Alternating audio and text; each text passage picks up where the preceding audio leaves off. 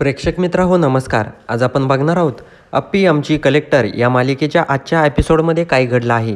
तर त्या ठिकाणी जो अर्जुन असतो तो चहा घेतल्यानंतर म्हणतो, खरंच मस्त झाला आहे अमृततुल्य चहा. त्यानंतर तेवढ्यात त्या ठिकाणी जी फुई आजी असती तिच्या पोटामध्ये गडबड होते. त्यानंतर ती पोटाला हात लावते आणि त्यानंतर अर्जुन म्हणतो, काय झालं फुई आजी, काय झालं काय. त्यानंतर जी मोना असते ती म्हणते कार्यक्रम झाला, कारण मोनाने तो जो लाडू होता त्या लाडूमध्ये जुलाब होण्याचे औषध टाकले होते. त्यामुळं जे फुईआजीचं पोट खूप गडबड होते त्या पोटामध्ये. त्यानंतर जे सिम्बा आहे तो म्हणतो, काय बाबा काय झालं फुई आजीला. तर त्या ठिकाणावरून फुई आजी जी असती तिथून पळ काढते आणि म्हणते मी येते येते आणि तिथून पळ काढते. त्यानंतर जे अर्जुन म्हणतो, काय झालं काय यांना अचानक, आणि त्यांनी खूप काहीतरी खाल्लेलं दिसतंय वेडंवाकडं, त्यामुळेच पोटामध्ये गडबड झालेली आहे. ते बघून जे बापू आहे ते म्हणतात, मोना खरंच तुझी आज घरामध्येच गरज आहे, कारण तू घरामध्येच थांबलं पाहिजे, कारण नाहीतर आम्ही उपाशी राहू मोना, त्यामुळे तू घरातच थांब. त्यानंतर अर्जुन म्हणतो आता मी निघतो आणि त्या ठिकाणावरून जो दीपक असतो तो म्हणतो मी जातो भाचे सरकारला चित्रकलेची वही घेऊन येतो. त्यानंतर तो बाहेर येतो तर तेवढ्यात त्या ठिकाणी स्वप्नील सर आलेले असतात. ते म्हणतात काही नाही, माझ्याकडं कदम यांना मला भेटायचं होतं आणि त्यांच्याशी थोडंसं बोलायचं होतं आर्या आणि अर्जुनबद्दल. त्यानंतर दीपक म्हणतो ठीक आहे मग आतमध्ये जा ना. त्यानंतर स्वप्नील सर म्हणतात नाही आतमध्ये जायला नको, जोपर्यंत आपले विचार मिळत नाही तोपर्यंत आतमध्ये जायलाच नको. त्यानंतर तेवढ्यात कदम सर येतात. दीपक त्यांना बोलून घेतो आणि त्या ठिकाणी जे कदम सरांना स्वप्नील म्हणतो तुम्ही काय केलं आहे. तर त्या ठिकाणी कदम म्हणतात काय काय केलं आहे मी. तर स्वप्नील म्हणतो तुम्ही आर्या आणि अर्जुनचं काय करणार आहे. आर्याचं तर खूप वाईट झालं ना आता, आणि अर्जुननं आर्याचा विचार करणं पण सोडून दिलं आहे. पण माझ्या दृष्टिकोनाने अर्जुननं आर्याचा विचार केला पाहिजे आणि त्याची तुम्ही समजूत काढली पाहिजे असं मला वाटतं. तर त्या ठिकाणी जे बाप्पू असतात ते म्हणतात हो ठीक आहे, पण आता खूप वेळ पुढं निघून गेली आहे. कदम पण म्हणतात हो ते चांगलं आहे स्वप्नील, पण आता अर्जुनच नाही म्हणतोय ना त्या गोष्टीला आर्यासोबत लग्न करायला, मग आपण बोलणं तरी काय खरं.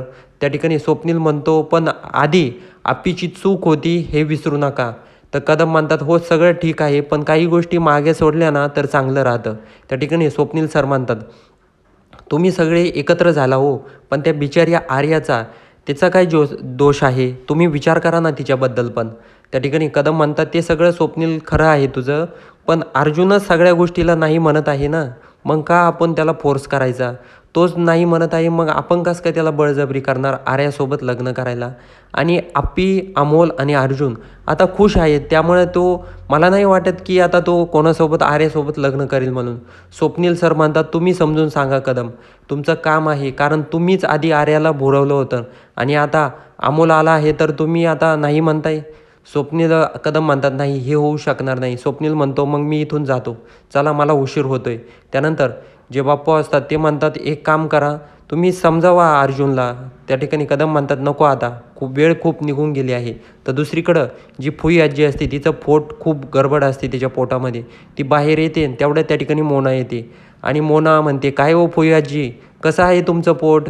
तर फुई आजी म्हणते आता काय काय झालं काय माहिती. तर मोना म्हणते काही खाण्यात गेलं होतं का तुमच्या. तर फुई आजी म्हणते काय माहिती, काल तर फक्त लाडूच खाल्ला होता.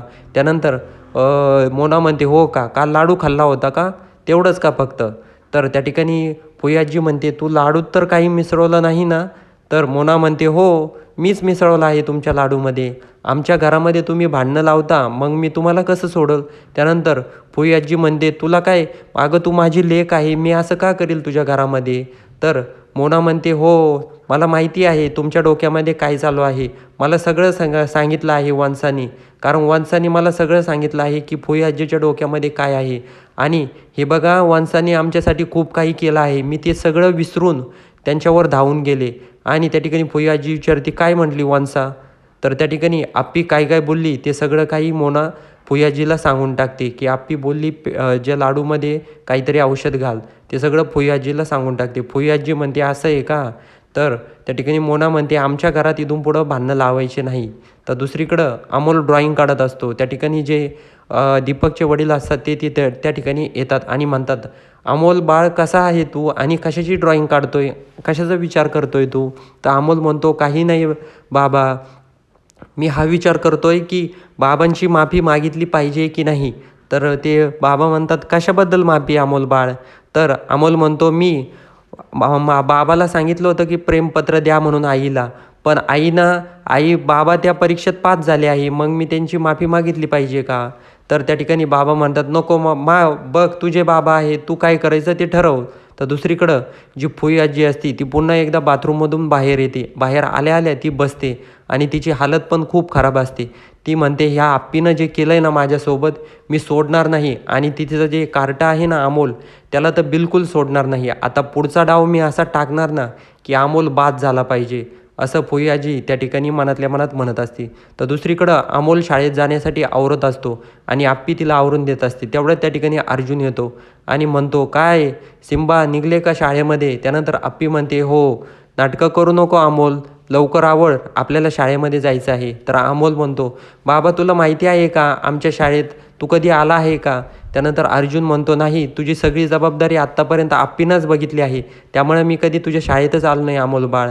तर त्या ठिकाणी अमोल म्हणतो, मग ये बाबा तू शाळेमध्ये, तुला पण कळलं आणि मी सगळ्यांना सांगन माझा बाबा पोलीस आहे म्हणून. तर त्या ठिकाणी अर्जुन म्हणतो, हो बाळ, सगळ्यांना सांग. त्यानंतर आप्पी म्हणते, अमोल जास्त नाटकं करू नको आणि आवरून घे, आपल्याला उशीर होतोय ना जाण्यासाठी. अर्जुन म्हणतो, हो तुमचं बरं आहे भो, आणि माझा सिम्बा मी सोडतो की त्याला शाळेमध्ये.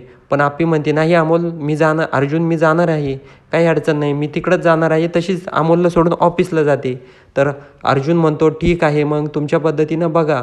तर त्या ठिकाणी अर्जुन म्हणतो, हे बघ सिम्बा, शाळेमध्ये वेगवेगळे विषय असतात, फक्त चित्रकलाच नको काढीत बसू, बाकीचे विषयाकडं पण लक्ष दे. त्या ठिकाणी सिम्बा म्हणतो, ठीक आहे बाबा, मी सगळीकडे लक्ष देईन. तेवढ्यात त्या ठिकाणी आप्पीला गायतोंड्यांचा फोन येतो. गायतोंडे म्हणतात, मॅडम तुम्हाला लवकरात लवकर कलेक्टर ऑफिसला यावं लागेल. त्यानंतर आप्पी म्हणते, ठीक आहे येते. आप्पी म्हणते, अर्जुन तू एक काम करतो का, अमोलला शाळेमध्ये सोडतो का, कारण मला काहीही करून अर्जंटली कलेक्टर ऑफिसला पोहोचावं लागेल. त्यानंतर अर्जुन म्हणतो, ठीक आहे सोडतो मी त्याला. त्यानंतर अर्जुन विचारतो, सिम्बा येतो का माझ्याबरोबर? त्यानंतर अर्जुन घेऊन शाळेत जातो अमोलला. त्या ठिकाणी जो अमोल असतो त्याने वेगळंच रूप तयार केलेलं असतं, केस वर केलेले असतात. त्या ठिकाणी जो अर्जुन असतो तो म्हणतो, सिम्बा कशी आहे तुझी स्टाईल आता?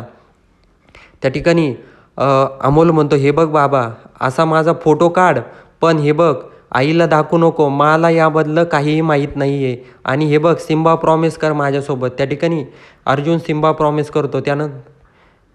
त्यानंतर अर्जुन म्हणतो, ठीक आहे. त्यानंतर अर्जुन जे अमोल आहे त्याचे वेगवेगळे फोटो काढून घेतो आणि फोटो काढल्यानंतर अमोल पोलीस स्टेशनला जातो. पोलीस स्टेशनमध्ये जे चिंचुके असतात आणि आर्या असते ती एका मुलाला पोलीस स्टेशनमध्ये घेऊन येतात आणि त्या ठिकाणी तेवढ्यात अर्जुनला बोलवतात. अर्जुन बाहेर येतो आणि म्हणतो, काय केलं आहे एवढ्या लहान मुलांनी?